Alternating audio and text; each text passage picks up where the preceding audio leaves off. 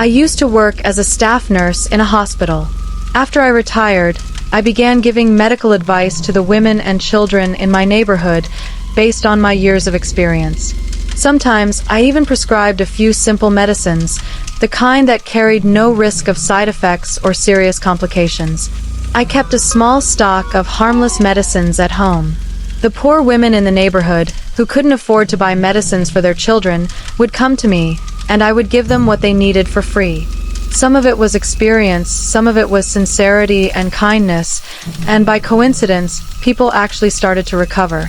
Very soon, I became known as Dr. Sahiba. The poor women would respectfully call me Dr. Sahiba whenever they came by. Along with medical prescriptions and advice, they also started to discuss their household issues and personal troubles with me. I often helped settle small disputes as well. In this way, even after retirement, I earned quite a reputation in the neighborhood. Most of these poor women believed that every problem in their lives was caused by some kind of black magic. Every other day, I would hear such stories. My sister-in-law has cast a spell on me. Someone has done Sifli Amal, dark magic, on my child. My mother-in-law went to a saint to get a charm made to drive my daughter-in-law away. And so on and so forth. I used to find these stories amusing, but I never believed in them.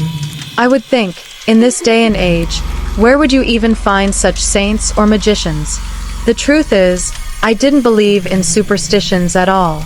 But one day, something happened to me that still fills me with astonishment whenever I think about it. It was around 10 o'clock in the morning when a few women came to see me.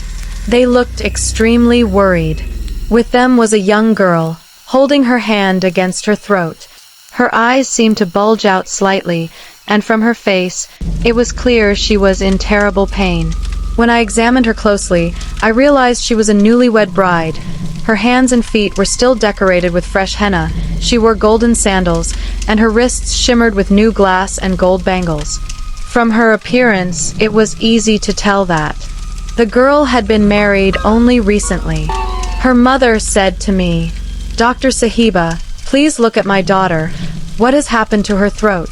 We sent her off to her husband's house in perfect health, but on the very first morning after the wedding, they brought her back in this condition.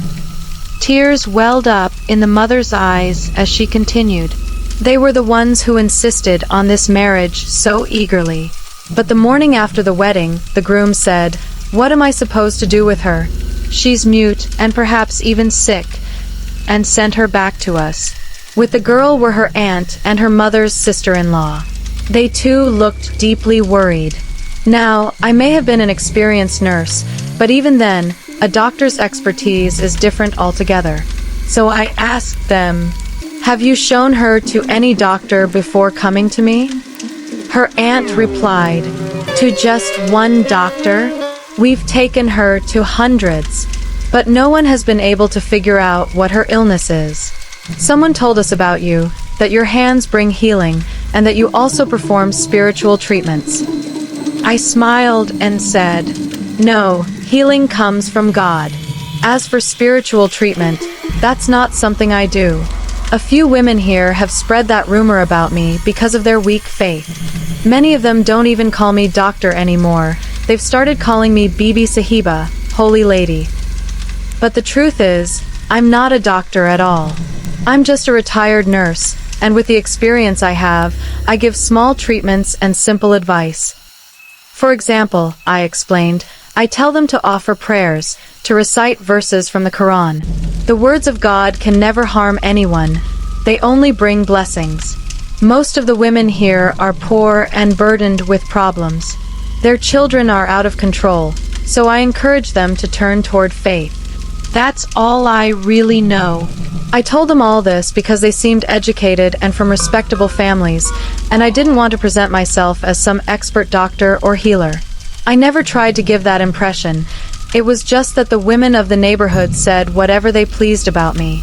The girl's mother said softly, "That doesn't matter.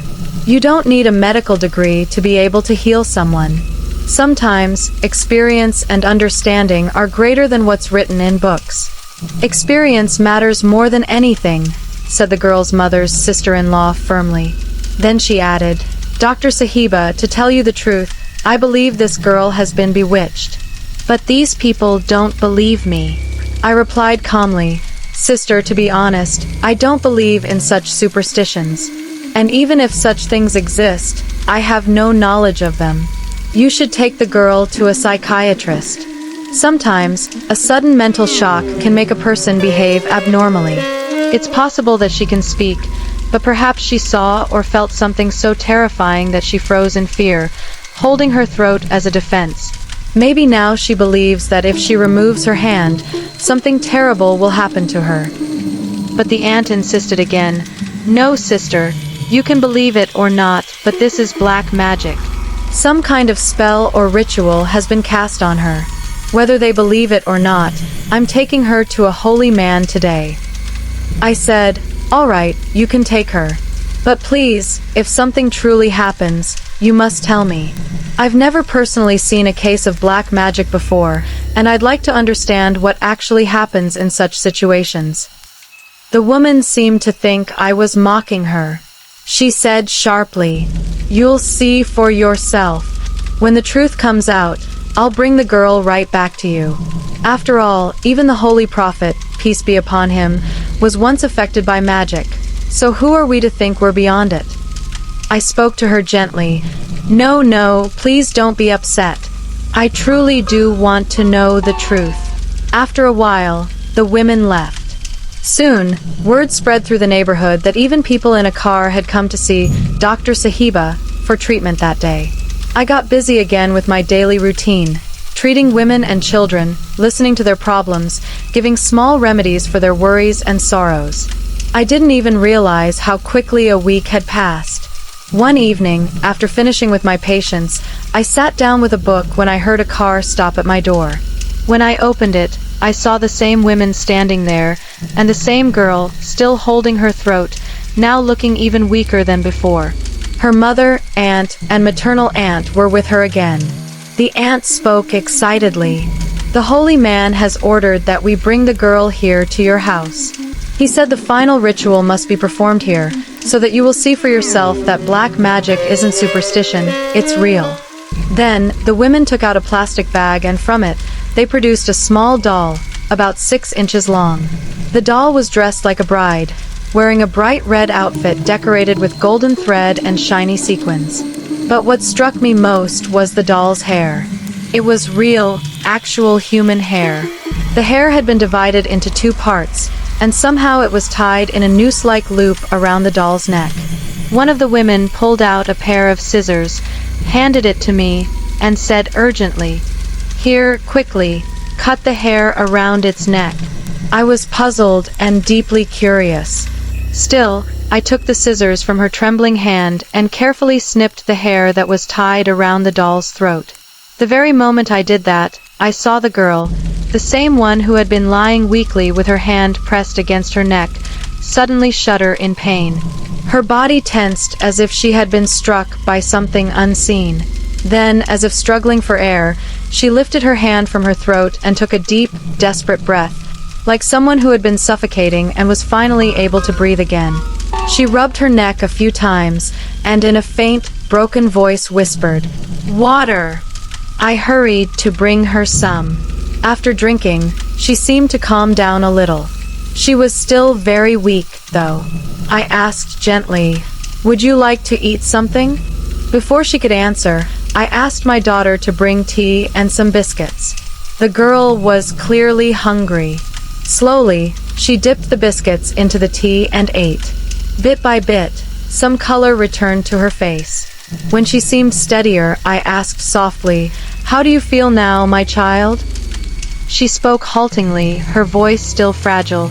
"I'm fine now." The aunt turned to me triumphantly. "See, Dr. Sahiba? Didn't I tell you she was under a spell?" She continued proudly. "I took that doll and these scissors to the holy man, and he blessed them before we came here. You saw what happened. It's a miracle." It truly was astonishing. In all my life, I had never witnessed anything like this. I had seen many strange cases as a nurse, but nothing this mysterious. "Thank God," the girl's mother said with tears of relief.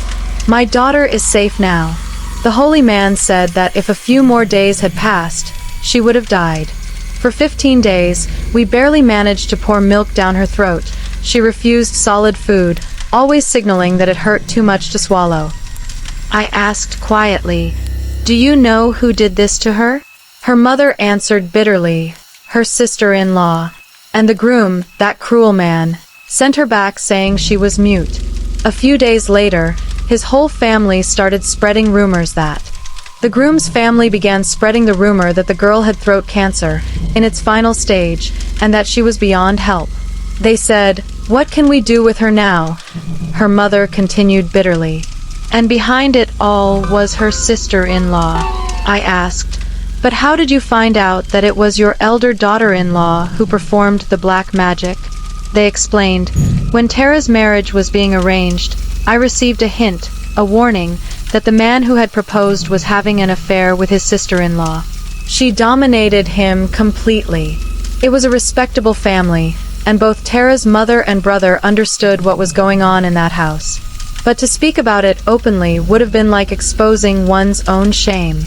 So her mother thought the best solution would be to marry the boy to a beautiful, good-natured girl, to put an end to that affair once and for all.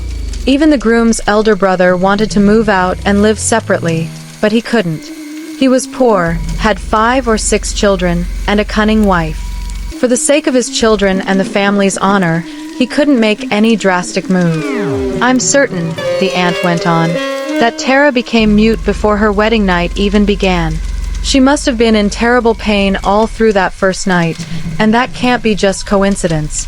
Something sinister happened. But no one believed me, just like you didn't. So I decided to investigate myself, and finally discovered the truth." Tara's mother nodded slowly. "Yes, who believes in such things nowadays?" I turned to the aunt again. "And how did you discover the truth?" She replied, "It was a case of Gar Ka Betty Lanka Day, the enemy within the house. I bribed their maid, and she revealed everything. Then she began narrating what the maid had told her. Faraz Mayan's wife, that is, Tara's sister-in-law, she's the real culprit. Tara, the girl who was bewitched, was innocent, but her sister-in-law was cunning from the very start. I've been working in that house for years, and I can tell you, that woman somehow cast a spell over Adil Mayan, the younger brother. I personally believe she fed him something to control his mind. The lady of the house, the brother's mother, is a very decent woman. She tried her best till the end to prevent Adil from divorcing Tara. But neither the groom nor his sister-in-law would listen. When Begum Sahiba first proposed Tara's match, the elder daughter-in-law turned the house into a living hell. She would start a new quarrel every day, sometimes about Tara Bibi's looks, sometimes about her family, and sometimes about. She would call her a filthy girl one day. Another day she'd say, "Find some other girl." Sometimes she'd claim, "I've heard she's very sharp-tongued." Sometimes she'd say the people aren't good. In truth, she was jealous of Tara's beauty. She knew that if a new, beautiful bride came into the house, the younger brother would forget her. Not only forget, but all the favors and money that came from his attention would stop. When Begum Sahiba said, "If you don't like Tara, name another girl. You are the elder daughter-in-law, your choice will be respected," the elder daughter-in-law showed girls who by no measure matched Begum Sahiba's standards. Finally, after much difficulty, she agreed to Tara's match. Preparations began. Then suddenly, the elder daughter-in-law's attitude changed, and she began to help happily with the wedding plans. I was surprised by her sudden change, and one day, by chance, I discovered the reason for it. A woman from our neighborhood who works in Begum's neighboring house knows a certain alim who is an expert in Sifli rituals. I had seen the elder daughter-in-law go with that woman 2 or 3 times. She would use the pretext of going to the market to slip away with her. When Tara's trouble happened and she was divorced, I felt very sorry. I too suspected that some spell had been cast on Tara. The maid wouldn't tell me herself, so I told them to fetch her if they could. After I threatened and frightened the maid, even threatened to hand her to the police. She finally spilled everything. She said the elder daughter-in-law, Begum, had given her 2,000 Indian rupees to take her to that Emil. The Emil himself took 5,000 Indian rupees from the elder daughter-in-law and advised, make a 6-inch doll. Take cloth from the bride's wedding garments. Make the doll's outfit to match exactly what the bride wore on her wedding. Obtain the bride's real hair, attach it to the doll's head, dress it like a bride, then divide the hair into 2 parts and make a noose around the doll's neck and tighten it. I then performed the ritual on that effigy. Dig a pit against the wall outside the window and bury the doll there. The Emil had instructed. Place the bride's bed so the headboard faces the window. Bury the doll where I tell you. In 15 to 20 days, the girl's fate will be sealed. The groom's aunt told us the doll had been made by that woman. She sewed the clothes and, after the Emil performed his ritual over it, handed the doll to the elder daughter-in-law. She said the woman must have buried it exactly where the Emil had told her. Then the woman apologized repeatedly to all of us. Only then did Tara's mother begin to believe. We took Tara and her relatives to the holy man. He performed prayers and blew over Tara, and then sent one of his men with us to the groom's house to help us dig at the spot. He insisted we bring the very woman who had made the doll and told us to hurry. The child's life was in danger. We promised the woman that we would not have her punished. We would even convince Tara's in-laws not to accuse her, because the real culprit was their own daughter-in-law. With great difficulty, we coaxed her to come with us to the house. When the elder daughter-in-law saw us, she began to complain and deny everything, but her mother-in-law received us respectfully and listened. We told them what had happened, and the woman confessed in front of her. They immediately dug at the indicated spot, and the doll was recovered right there, in full view of everyone. We hurriedly took the doll to the holy man. He immersed it in water that had been prayed over, and to our amazement a faint smoke rose from the doll. Yet the doll itself remained intact. Then he took out a pair of scissors and breathed over them.